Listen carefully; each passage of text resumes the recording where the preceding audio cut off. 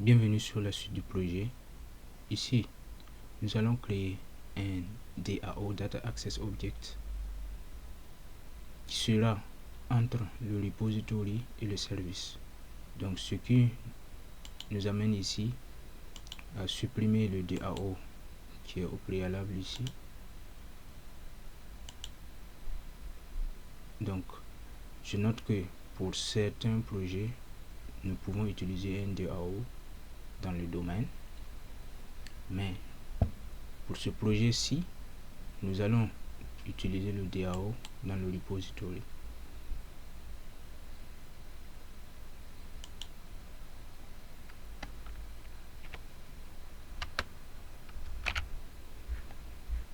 Parce que dans le DAO, nous allons devoir utiliser le repository et le DAO sera utilisé par la suite par le service.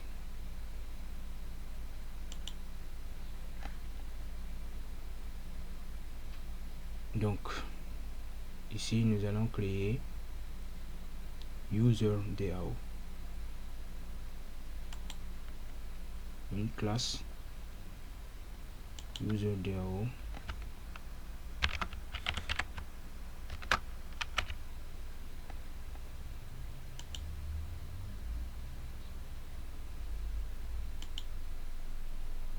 donc ici nous allons inclure le repository.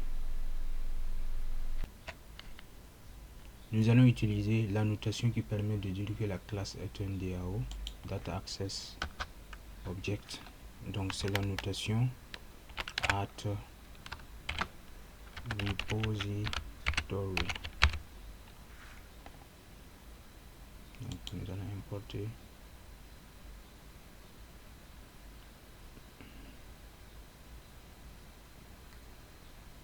at repository. Donc nous allons importer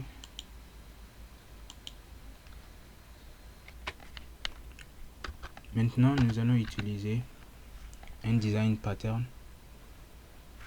qui est appelé injection de dépendance pour injecter. Donc c'est pour cela que je parlais d'inclus. Donc ici nous allons injecter donc une dépendance repository. Donc nous allons utiliser AutoWire.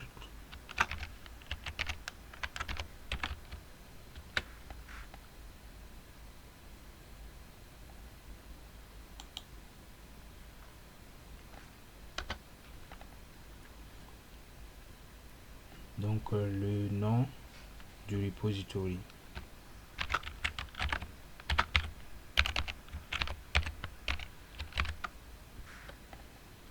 User repository.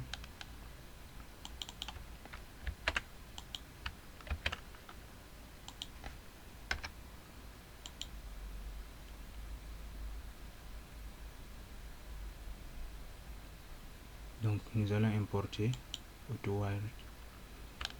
Là, à chaque fois que nous allons créer une instance de DAO, user DAO, une instance user repository sera injectée.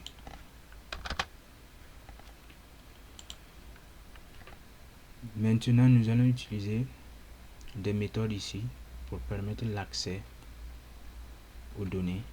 Donc, ce sont ces méthodes qui vont détailler ici comment accéder, comment faire les requêtes de création, de recherche, de modification, de suppression par exemple.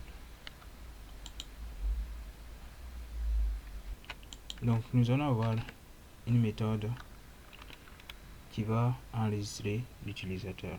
Donc nous allons avoir une méthode save user. Ensuite une autre qui va être une méthode de recherche par exemple, donc get user. Ensuite, nous allons avoir une autre méthode qui sera une méthode getAllUsers. Donc, ça va lister l'ensemble des utilisateurs.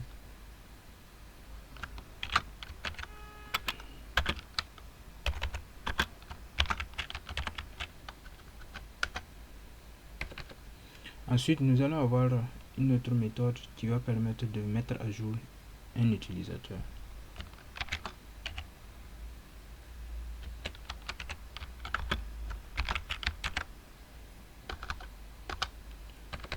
Ensuite, nous allons avoir une dernière méthode pour supprimer un utilisateur.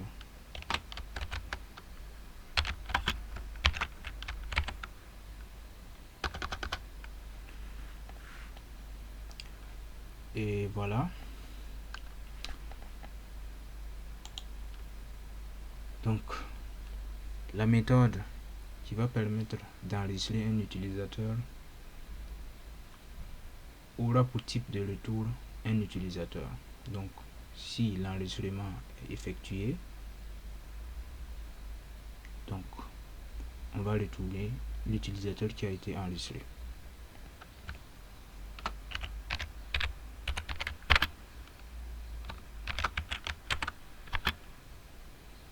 Donc, public user, et nous allons nommer cette méthode saveUser,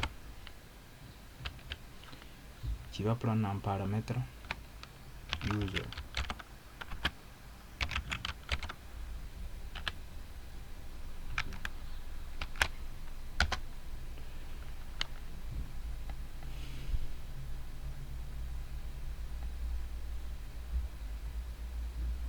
Ici, donc il faut faire attention pour ne pas importer user que nous n'avons pas créé. Donc ici, ce que nous avons créé se trouve dans entity.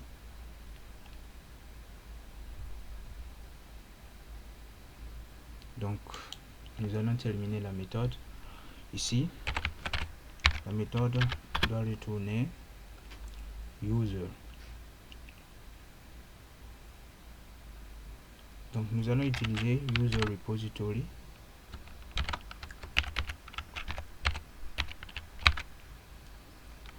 Donc user repository ici que nous avons injecté. Voilà. Donc il permet de faire des requêtes plus simplifiées, donc qui sont fournies par JPA. Donc ce sont ces requêtes qui vont traduire en SQL les requêtes Java. Donc ici c'est save et ici c'est user.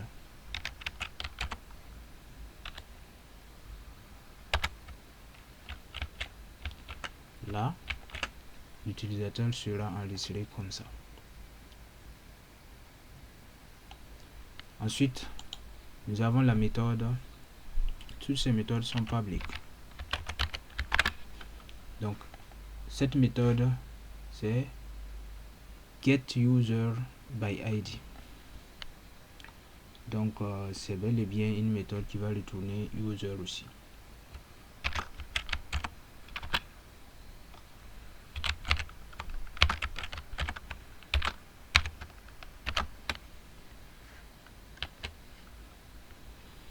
Donc, ID ici, c'est un entier. Donc, nous allons passer l'identifiant de l'utilisateur pour pouvoir le retrouver.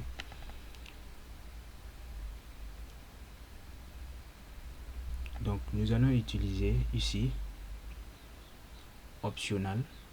Donc, pour dire que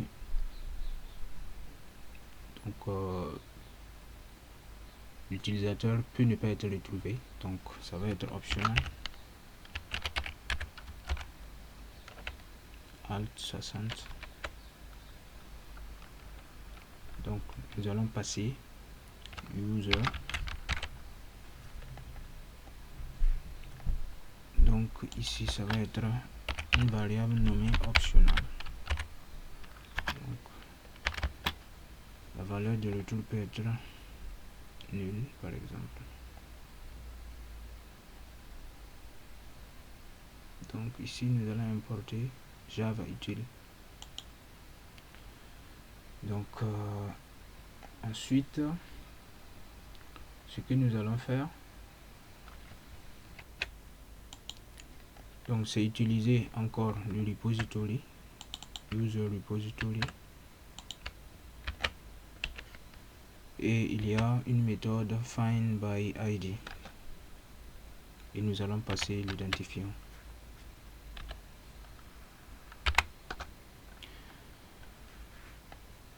Donc nous allons vérifier si optional, donc la variable optional, si la variable est vide ou pas. Donc ça veut dire que si l'utilisateur a été retrouvé ou pas. Donc is empty ou pas. Donc si c'est empty, ça veut dire que nous allons retourner, voilà,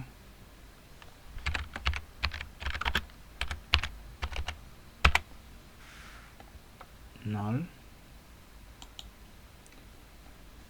Dans le cas contraire, donc dans le cas contraire, nous allons retourner return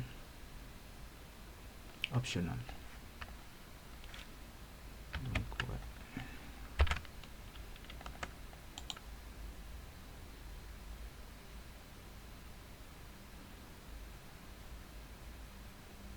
Donc ici optional, il faut que nous faisons un get pour avoir l'objet en question. Donc ici nous avons fini avec la méthode getUserById. Ensuite getAllUsers, donc public. Ici nous allons nommer cette méthode, donc bel et bien getAllUsers, et le type de retour, nous allons utiliser une liste.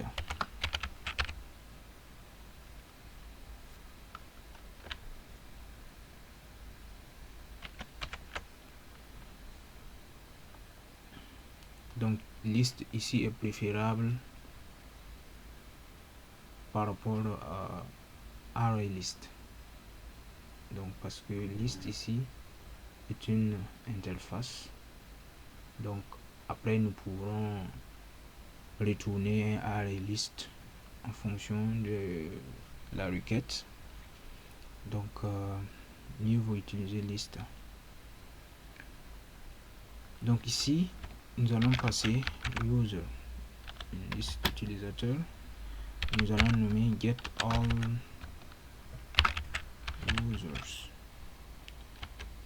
Cette méthode ne va pas prendre de paramètres.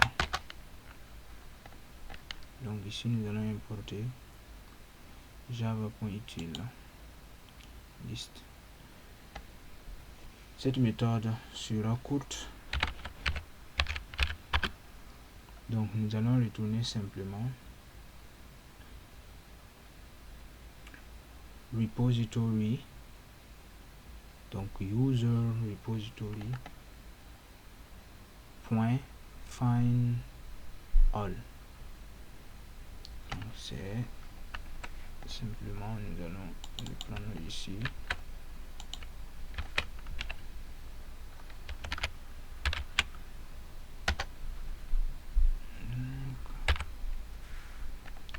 Voilà.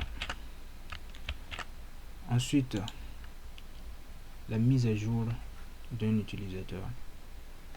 Donc public. Donc nous allons retourner un utilisateur, donc l'utilisateur qui a été mis à jour,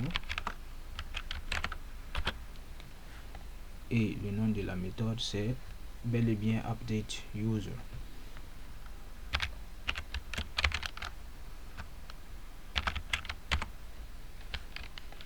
Donc nous allons passer l'utilisateur que nous voulons changer, que nous voulons modifier.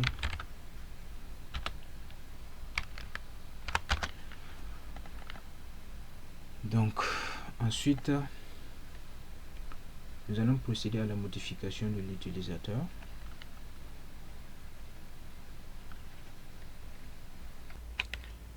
Donc ici il faut retrouver l'utilisateur d'abord avant de le modifier. Donc ici user ici va représenter la modification et id ici va permettre de retrouver l'utilisateur à modifier. Donc nous allons tout d'abord récupérer l'utilisateur.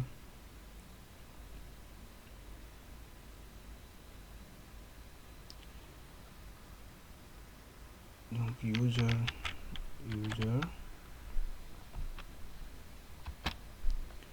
ici nous allons dire finding user.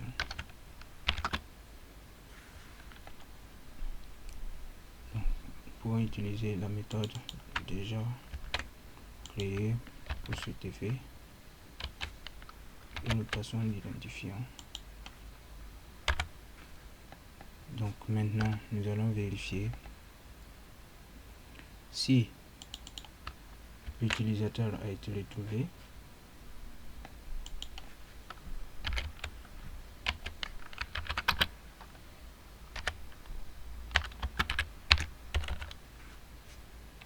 Donc en ce moment nous allons le mettre à jour. Donc nous allons faire finding user set. Donc ici nous allons mettre à jour le nom. Donc user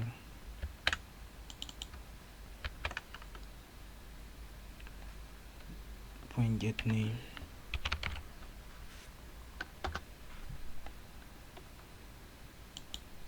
Ensuite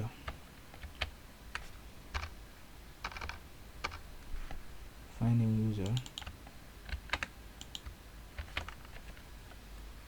set.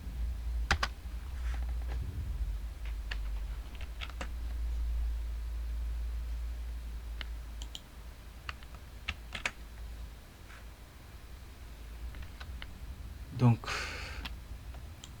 après avoir mis à jour, nous allons retourner return finding user.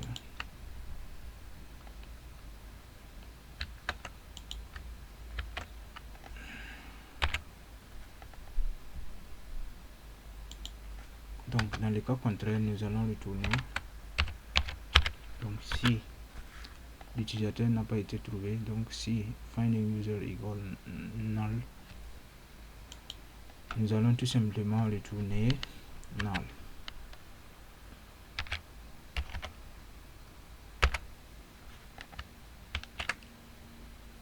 Et enfin pour la dernière méthode, ici delete user, donc public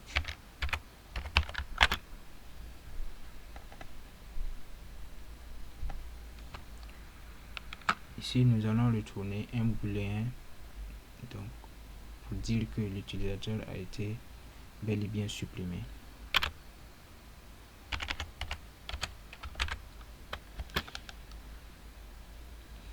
Donc le nom de la méthode delete user et nous allons passer l'identifiant de l'utilisateur.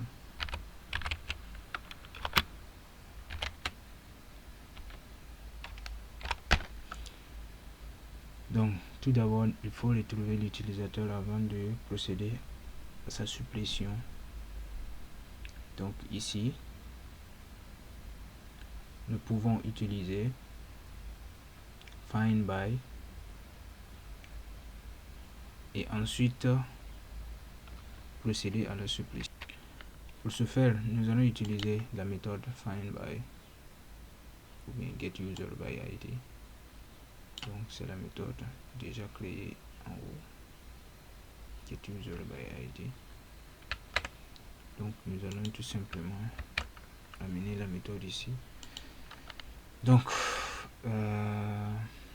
nous allons créer une variable user.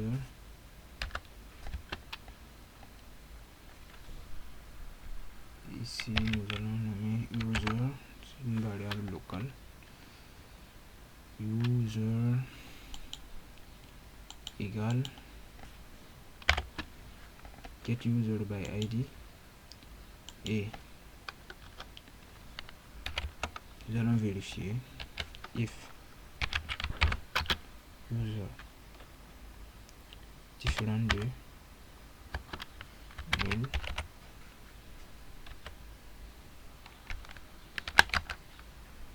Nous allons maintenant utiliser le repository pour le supprimer. Donc user repository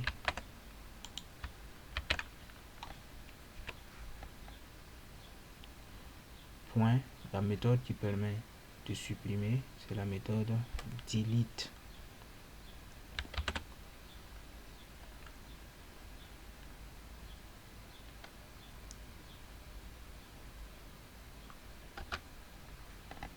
Donc, et nous allons retourner true. Dans le cas contraire, nous allons retourner false. Donc on n'a pas besoin de faire else, voilà, parce que si le premier return a marché, donc forcément on ne va pas aller au deuxième. Donc ainsi nous avons créé donc un repository donc, qui est le data access object. Donc cela nous permet d'éviter un accès direct par le service au repository JPA donc que nous avons créé dans repository.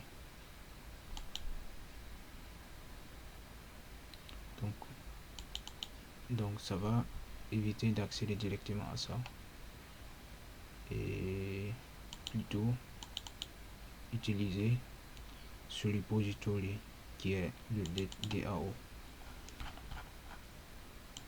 Se donne un niveau sur la suite du projet. Merci.